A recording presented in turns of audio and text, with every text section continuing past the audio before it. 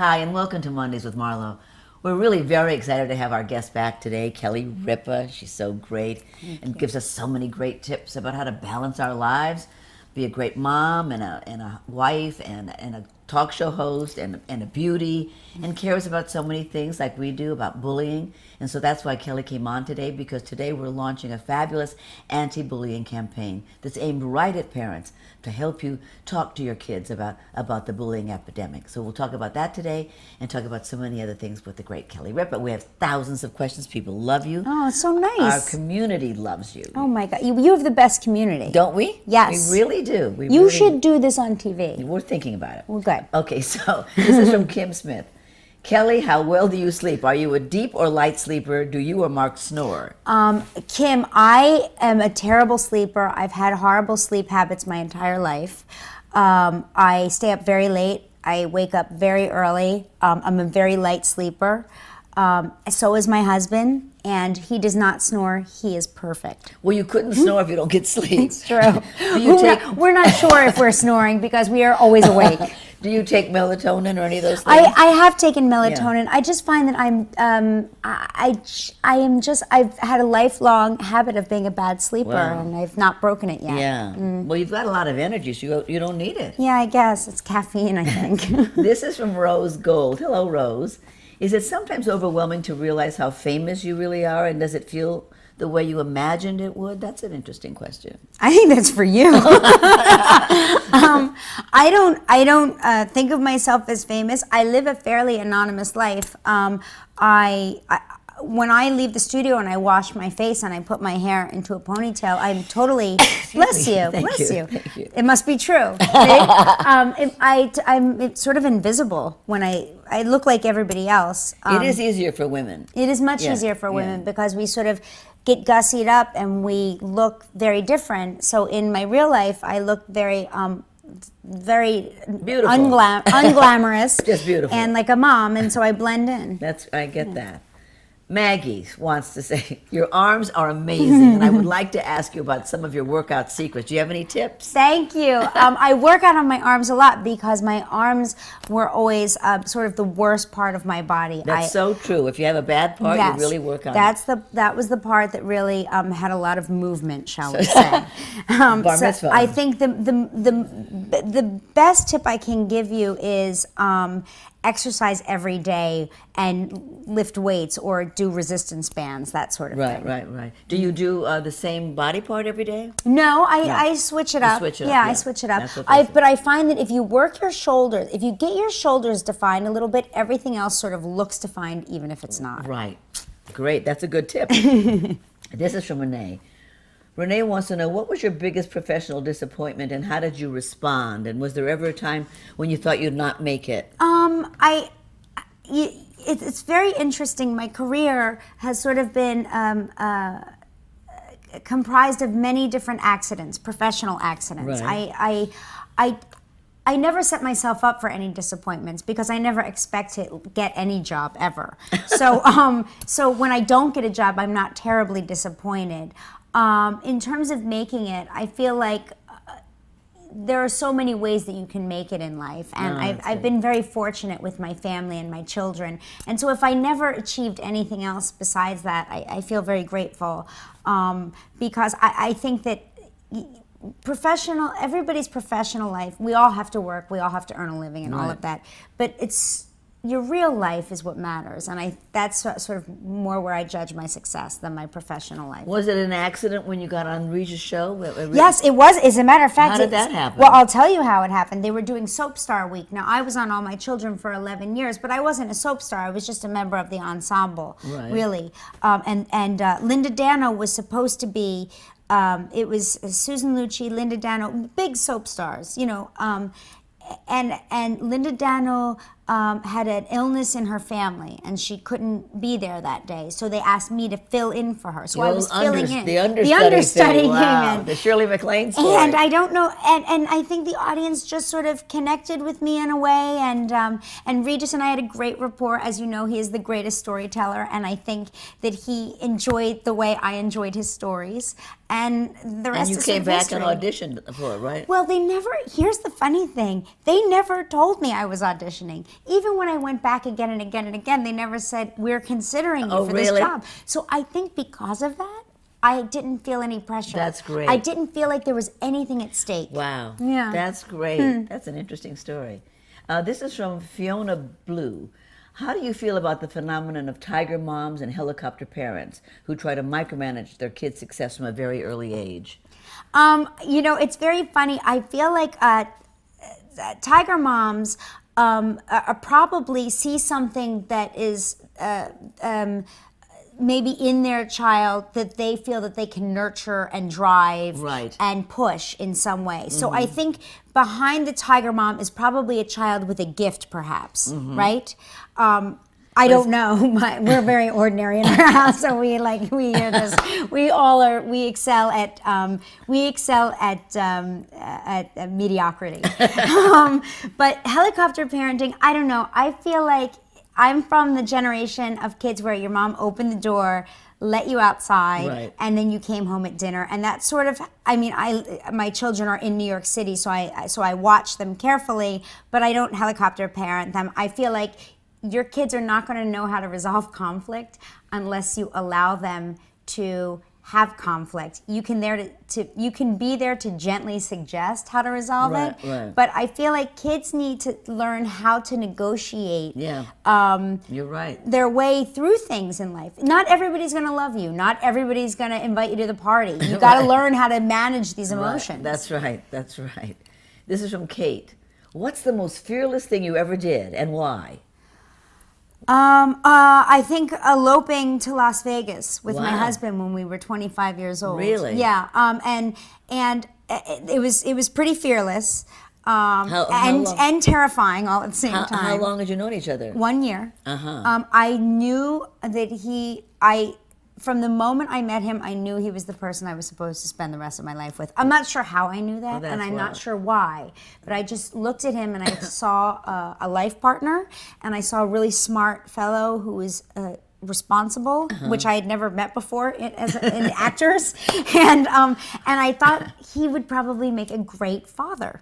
And so, that's what I envisioned. So you eloped. We eloped. Did your parents have a fit? They had a fit. Oh my gosh! Of course they did. It still comes up, Marlo. Every Thanksgiving it comes up. That's funny. This is from Greg. What are you scared of and why? Snakes. I'm not sure why, and fire for the obvious reasons. Right. Yeah. I'm scared of bugs. Are you really? I really am. Like if somebody looks at me funny, I'll say, "Is there a bug there?" Wait a minute. I'm always just terrified there's like a bug crawling. up me. My Joaquin, my 9-year-old, has terrible arachnophobia, and he talks about it. And he's asked me if I know somebody that can cure him. Really? And he's obsessed with Spider-Man, and I think it's because he's so afraid of spiders that he sort of looks to what he fears. Right. That's good in a way. I guess. This is from Kathy. How much has Workload changed since Regis's departure? Well, it's changed quite a bit because when I would go on vacation, he would have another host. Right. And when he would go on vacation, I would have another host. Right. So now, if I want to go on vacation, You can't. I have to tape a bunch of shows so that they right. appear to be live. I Right. mean, it's very hard to take vacation. When somebody sneezes in my direction now, I dive under the table. gosh. I'm like, oh my gosh, I can't get sick. And you are you ever going to have a permanent co-host? Yeah, I mean, that's the Someday, goal. That's yeah. the dream and the goal. Yes. Someday. Right. It's really not my decision. So Right. I think that they will tell us when Right, yeah. the time comes. That's interesting. This is from Valerie Cooperstein. What is your definition of happiness? Oh my gosh, my definition of happiness.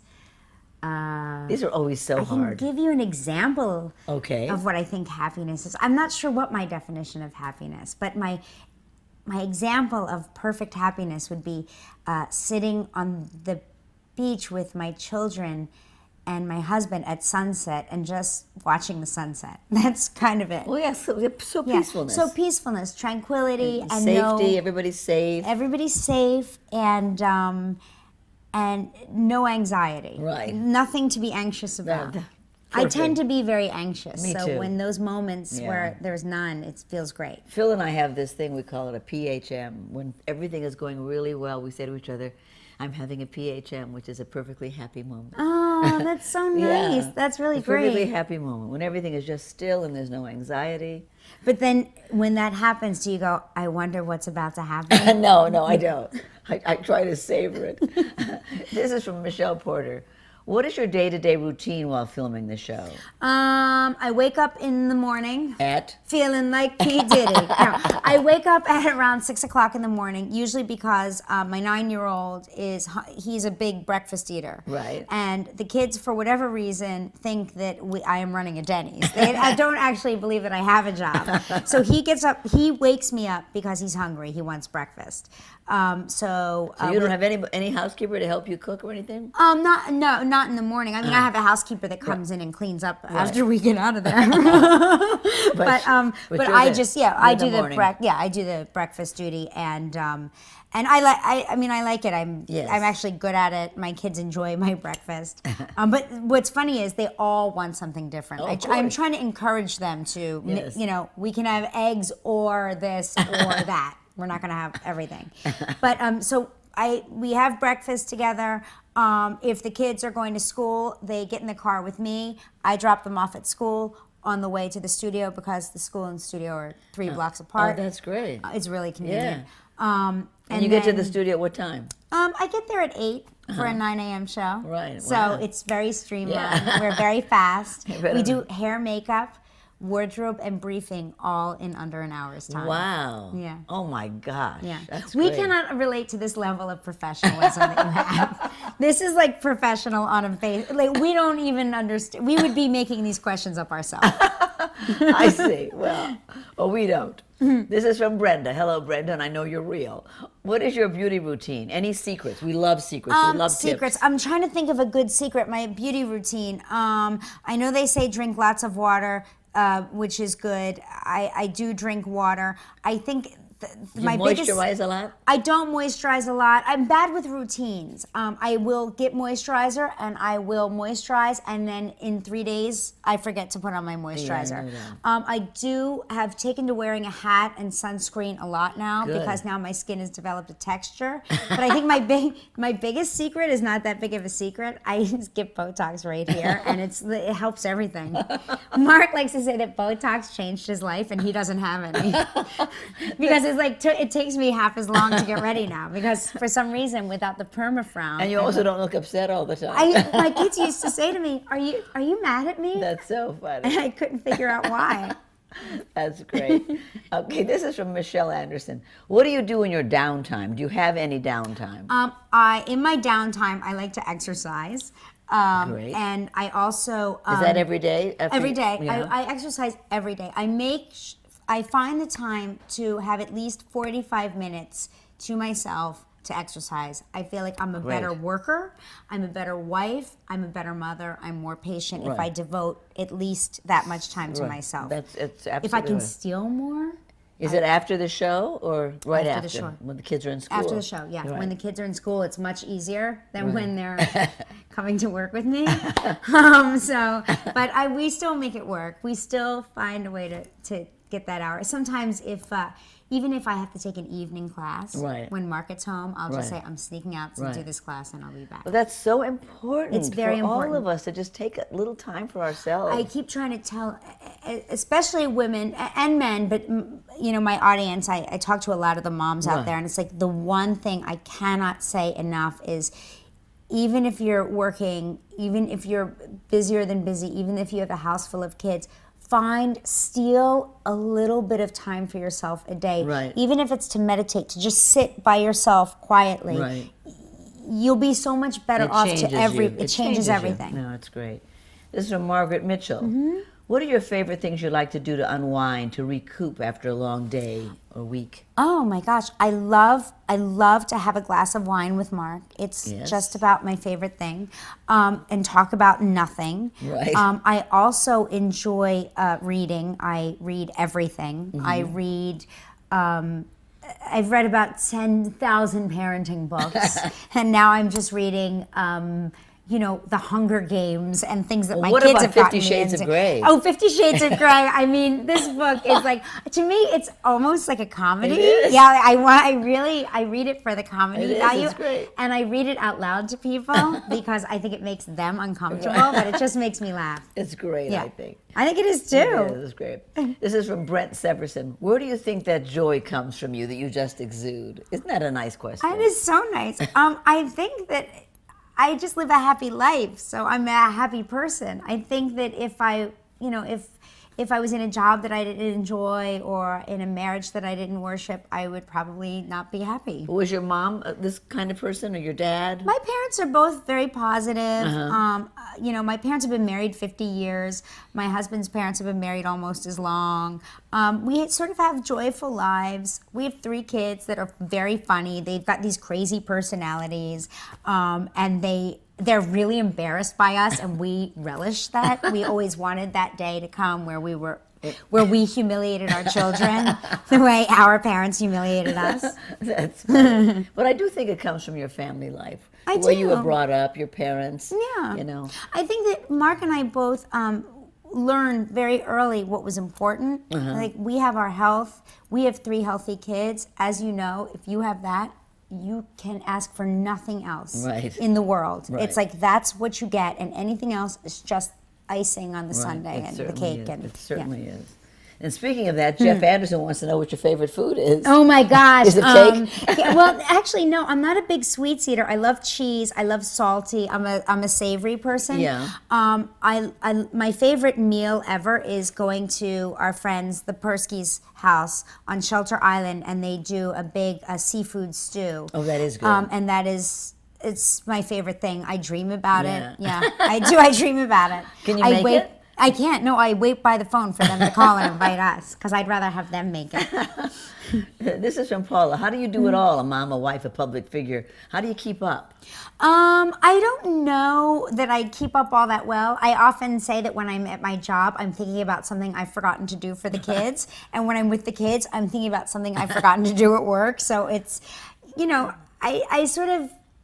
like to say that I fail everybody a little bit, but not too much. That's great. Yeah. That's so great. That's so forgiving of yourself. Well, I think that I've learned it Because if you over try the to years. be superwoman, you'll kill yourself. Yeah, no, I'm not Superwoman. I mean, I do those Electrolux commercials that make me appear to be Superwoman, and I just want everyone to know, like, I love those products and I believe in them, but I am still a disaster at home. I am a mess. I mean, I still will occasionally throw a red sock in with the white towels, and I go, oh my God, look at what just happened here. Everything is pink. This is from Susan. Do you miss Regis? Oh my gosh, of course. How could you Everybody not miss misses Regis. But I still feel like it's so funny. I still feel like I see him all the time because he's always on Letterman or Craig Ferguson. And it's just so funny. His stories never get old. They never bore me. Just hearing his voice makes me excited. Yeah.